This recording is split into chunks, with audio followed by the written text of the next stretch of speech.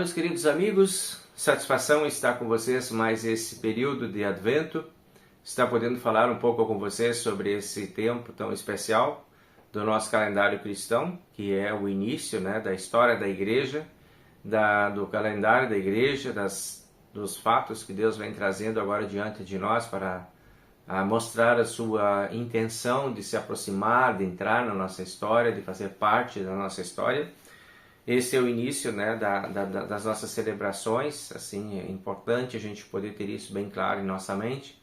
Deus está abrindo caminhos, está mostrando para nós novas perspectivas, está trazendo para nós as demonstrações do seu amor, da sua fidelidade e do cumprimento das promessas que ele tem feito no Antigo Testamento sobre a nossa condição e as nossas necessidades espirituais. Como pecadores, temos necessidades que são atendidas por Deus. E Deus tem promessas que fazem esse caminho assim, mais claro para nós quando eles vão acontecendo. E é sobre isso que eu quero conversar com vocês um pouquinho hoje, nesse momento do compartilhar. Sobre as profecias que descrevem a obra salvadora do Redentor. É um capítulo importante que a Bíblia fala várias e várias vezes, sobre essa presença desse Cristo que vem. Nós vamos ver alguns destaques de profecias que falaram, que já anunciavam esse Cristo que veio. Então, sempre uma referência do Antigo Testamento, uma referência do Novo Testamento. Quando ela foi no Antigo Testamento manifestada, foi anunciada, é profecia. Quando está lá no Novo Testamento, já é cumprimento da profecia. Então, nós vamos começar com a primeira profecia, que está em Isaías, no capítulo 49 de Isaías. Essa primeira profecia tem como título, então, o Redentor. E ali diz: eu sou o Senhor, o teu Salvador, o teu Redentor. Então, Isaías está já falando daquilo que vai acontecer lá diante dele. E vai apontando para esse Messias, para esse Cristo que vai vir com essas características, para ser o Salvador, para ser o Redentor. E é isso que nós encontramos em Cristo quando nós, por exemplo, abrimos o Evangelho de Mateus, no capítulo 1, ali a gente vai encontrando já falas que vão confirmando aquilo que Isaías tinha anunciado lá no Antigo Testamento. De fato, nasceu o Salvador, nasceu o Redentor, a linguagem é a mesma, os termos inclusive são os mesmos, Então, veja, Isaías falou isso muito antes de acontecer. E essa profecia foi cumprida exatamente como ela foi anunciada. Cristo veio, Cristo foi o nosso Salvador e continua sendo o nosso Redentor também. Então Deus anuncia a promessa lá, faz a profecia, traz a profecia, que é então a palavra concreta dessa promessa, e depois cumpre fielmente essa promessa. Então isso nos traz assim uma perspectiva de muita segurança diante de Deus. As coisas que Deus promete, Ele de fato faz e cumpre.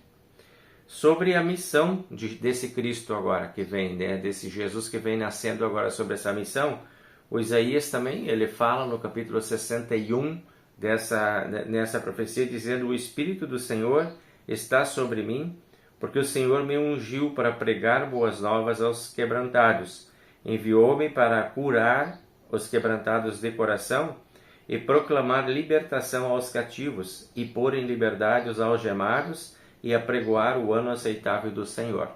Então veja bem, o Espírito do Senhor está sobre mim para fazer tudo isso. Isaías de novo está se referindo ao que vai acontecer com Cristo. O Cristo que vai ser, em Lucas aí fala de novo sobre isso, Lucas capítulo 4, já está constatando que é verdade aquilo que Isaías tinha falado lá atrás. É exatamente isto que Cristo veio fazer. Então estava anunciado e agora está sendo cumprido. Então Cristo vem para cumprir a promessa que foi feita, a profecia que foi feita a respeito dele. Vem confirmar aquilo que já estava pré-determinado para acontecer pela vontade e pelo plano de Deus. Vamos ver ali, ainda em Isaías, que é assim, digamos, o carro-chefe das profecias, Isaías capítulo 40, ele vai falar assim: como o pastor apacentará o seu rebanho, e entre os seus braços recolherá os cordeirinhos e os levará. Então, essa ideia desse Cristo, bom pastor, que Jesus depois vai falar também lá no Novo Testamento, Ele vai falar em João 10, sobre ele ser o bom pastor. Ele confirma: eu sou aquele pastor que o Isaías falava, eu vim para fazer aquilo que o Isaías já tinha anunciado. Então Cristo se identifica na sua fala com a profecia que foi feita: eu vim aqui para cumprir e estou cumprindo, né? Então vocês percebem como a Bíblia ela vai se completando, né? Ela vai fechando. Ela não é uma coisa que você pode pegar um pedacinho dela só, você tem que sempre entender o todo da Bíblia. Tudo que está escrito aí tem a ver com todas as partes, né? Então a gente olha um texto, precisa convidar o texto para se relacionar com todos os demais textos que tratam de assuntos semelhantes, para que a gente de fato entenda. Esse é o princípio lá do luteranismo. Martinho Lutero traz isso, né? A Bíblia interpreta-se a si mesma. Então aqui nós estamos vendo isso acontecer, né? Que a profecia foi feita e o cumprimento da profecia é real, ele acontece de fato, ligando os fatos, né, do Antigo Testamento com o Novo Testamento. Falando sobre o Cordeiro agora, né? Lá o Isaías 53 ele diz também sobre o Cordeiro inocente, né? Ele diz que nunca fez injustiça e nem se achou nenhum mal em sua boca. Essa inocência do Cordeiro Santo, aquele Cordeiro divino que tira o pecado do mundo, veio para cumprir a promessa de Deus de ser santo e puro também na sua fala. Nunca se achou na sua fala nada que estivesse contrário àquilo que Deus ensina, ou prega, ou traz, ou pede para o seu povo. Cristo veio para cumprir em fidelidade. Então é o Cordeiro inocente, né, que tira o pecado do mundo. Essa fala, esse texto também é usado lá em Pedro, né? Pedro também fala sobre isso no capítulo 2, né? Dessa inocência de Cristo, dessa pureza de Cristo que traz, né, aquilo que é mais puro que Deus tem para entregar para a humanidade. E Isaías já tinha falado sobre isso também. Ele vai fazer isso, ele vai trazer a palavra pura e santa, em que nós podemos confiar, porque é a palavra de Deus. Ele vai ser o representante dessa palavra, a palavra viva, pura, né, e santa. Também sobre as culpas que Cristo veio para levar, assim, a palavra de Deus diz que Cristo levou as nossas culpas, né? Ele levou a culpa alheia, porque ele veio sem culpa, ele era santo, perfeito, verdadeiro Deus e verdadeiro homem, mas sem pecado, né? Santo e perfeito. Então ele não tinha culpa para expiar, ele veio para levar as nossas culpas. Sobre isso, Isaías ele já tinha falado também lá no capítulo 43, sobre o capítulo 53, ele fala assim: ele tomou sobre si as nossas enfermidades e as nossas dores e as levou sobre si. Então, de novo, já uma previsão do que Cristo veio fazer. Ele veio para tomar as nossas dores, para levar os nossos sofrimentos, para expiar os nossos pecados, né? Então, Isaías prepara esse caminho, é isso que Cristo vai fazer, e quando Cristo chega, ele faz de fato isso. Ele se identifica, né? Lá em 2 Coríntios, capítulo 5, o apóstolo Paulo trata desse assunto, né? Dessa missão de Cristo, como aquele que veio para levar a culpa alheia, né? Então, fecha de novo, né, o que está acontecendo no Novo Testamento com o Antigo Testamento. Sobre o Judas, o traidor, também tem uma profecia, né? Já estava previsto que ia ter isso, que isso ia acontecer. Então, lá no Salmo 41, ele fala assim: até o meu amigo íntimo, em quem eu confiava, que comia pão comigo, levantou-se contra mim o seu calcanhar. Essa é uma profecia, né, daquilo que foi acontecer com Cristo lá na noite do seu julgamento depois, né, ali na quinta-feira, na Santa Ceia, quando Judas se levanta como traidor. Já estava anunciado que ia ter um amigo íntimo que ia trair. Então, de novo, conexão aí entre as profecias. Sobre as 30 moedas de prata que são usadas para fazer a venda, né, de Cristo para os judeus, também tem profecia a respeito disso, dizendo: pesaram, pois, o meu salário em 30 moedas de prata. Isso está escrito em Zacarias. Então, a vida de Cristo está prevista no seu nascimento, na sua morte, na sua dor. Tudo aquilo que ele veio para fazer já estava tudo planejado antes e iria acontecer dessa forma. Então, até sobre essas moedas aqui já estava previsto quantas moedas seriam, né? Então, quando acontece isso lá no Novo Testamento, é um cumprimento do que já estava anunciado. sobre essa humilhação que Cristo sofre dentro do mundo, né? Desde o seu nascimento, né? Naquele lugar lá rejeitado, não teve espaço para um nascimento digno, depois aquela viagem urgente, aquela fuga, já desde criança, aquelas perseguições, e ele foi se criando adulto e as perseguições se aumentaram, e até que conseguiram então fazer a sua morte, né? Acontecer. Essa humilhação, ele também fala em Isaías capítulo 50 que aconteceria, quando ele diz: ofereci as costas aos que me feriam, as faces aos que me arrancavam os cabelos, e não escondi o meu rosto dos que me afrontavam e cuspiam em mim. Então já está previsto que isso também iria acontecer. Então, a vida de Cristo como um todo é cumprimento de uma profecia. Já estava previsto, né, o que ia acontecer. Não abriu a sua boca, ficou entre malfeitores, também tudo isso está previsto lá. Sobre as suas vestes que foram repartidas também estava previsto lá no Salmo 22, quando ele diz: repartem entre si as minhas vestes e sobre a minha túnica deitam sortes, né? O Salmo, muito tempo antes de Cristo, já previa que aquilo ia acontecer.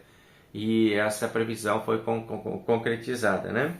Finalmente foi pregado na cruz, também estava previsto isso no Salmo 22, quando ele diz: transpassaram-me as mãos e os pés. Isso é uma referência à crucificação de Cristo. Sobre a zombaria de Cristo, né? Também estava previsto isso lá no Salmo 22. Todos zombam de mim, afrouxam os lábios e meneiam a cabeça. E sobre a oração de Cristo na cruz também estava previsto isso no Salmo 109. Enfim, são várias profecias que são cumpridas em Cristo. Então a vinda de Cristo, ela não é uma vinda aleatória. Ela não veio assim por acaso para acontecer alguma coisa nova. Faz parte de um plano de Deus. Quando nós estamos agora nos preparando para esse Natal, nós queremos pensar sobre esse plano de Deus preparado. E queremos nos conscientizar de que Deus está agindo a favor da humanidade para trazer para a humanidade uma alternativa segura para a sua própria salvação. É isso que Deus está organizando. Esse tempo de Advento é um período para nós refletirmos sobre essa ação divina. Sim, sobre as nossas ações também. Sobre o que nós podemos fazer para receber este Cristo. Mas não podemos deixar isso só no tipo da nossa preparação, o que nós temos que fazer. Precisamos pensar naquilo que Deus fez também. É a ação de Deus dentro do mundo, que já começa antes do nascimento de Cristo. Não é só a noite do Natal, mas é o tempo preparatório. Quando a gente fala aqui, como o tema hoje é profecias, então são coisas que já tinham sido ditas antes. Esse é o advento de coisas que estão antes do dia. Antes de acontecer, já tinha um projeto de Deus, já tinha um plano de Deus. E o plano de Deus sempre foi de amar o mundo. E todas as coisas que Deus vai fazer é para confirmar esse amor pelo mundo, o amor pelas pessoas. Então veja que nosso Deus é um Deus muito organizado em tudo aquilo que Ele faz. Muito bem planejada a ação de Deus a favor da humanidade. Porque Deus quer resgatar essa humanidade, Deus quer chamar a atenção dessa humanidade antes de fazer o resgate. As profecias são chamados, são avisos. Tipo assim, Deus está acenando para a gente lá do outro lado. É por aqui, pessoal. Esse é o caminho. É para cá que eu quero que vocês venham. O que eu vou mostrar para vocês precisa ser visto. Vocês precisam me entender, vocês precisam estar prontos, porque é uma coisa grandiosa. Eu quero mostrar para vocês algo que vocês nunca viram, que vocês nunca tiveram. O nascimento de Cristo é isto, é essa novidade. É o segredo de Deus sendo entregue e revelado para o mundo. E isso não pode ser algo que fica lá num canto e que a gente vai passar e nem vai ver. Então, que esse Natal possa ser também para nós uma passagem atenta a tudo aquilo que Deus fez. E para que nós estejamos bem atentos lá no dia do Natal, são importantes essas reflexões que nós estamos fazendo agora antes, no sentido de chamar a atenção de todos para aquilo que vai acontecer lá na frente. Para que não passe desapercebido, para que não seja só uma passagem, mas que seja uma celebração. Então esse é o propósito, né, de nós refletirmos aqui também, no nosso momento de compartilhar, convidando vocês para fazerem reflexões nesse sentido, o quanto Deus previu, o quanto Deus organizou, o quanto Deus fez pela minha salvação, para me acolher como um pecador arrependido, né? O quanto eu posso fazer para acolher tudo isso que Deus está me dando, né? Deus está me acolhendo e eu quero ser acolhido, eu quero entender esse acolhimento, eu quero aceitar esse acolhimento e eu também quero acolher esse Deus que vem para mim, eu também quero recebê-lo e para isso eu preciso estar preparado. Então o Advento é esse tempo. Deus abençoe para você, para todos nós, esse período, né, de preparação e de acolhimento, que tanto o acolhimento de Deus por nós, quanto o nosso acolhimento por Ele também, certo? Próxima semana a gente se vê de novo, um bom tempo de Advento, que Deus abençoe, que possa se acender mais uma luz nessa semana, como assim nós estamos acendendo as velas de Advento, que possam ir acendendo nas consciências de cada um as luzes daquilo que Deus está fazendo por todos nós. Um bom tempo, feliz Advento para você.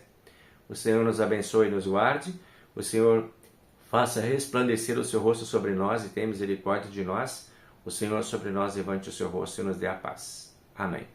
Tchau, tchau, gente. Tudo de bom para vocês, alegria e paz no coração. Até a próxima.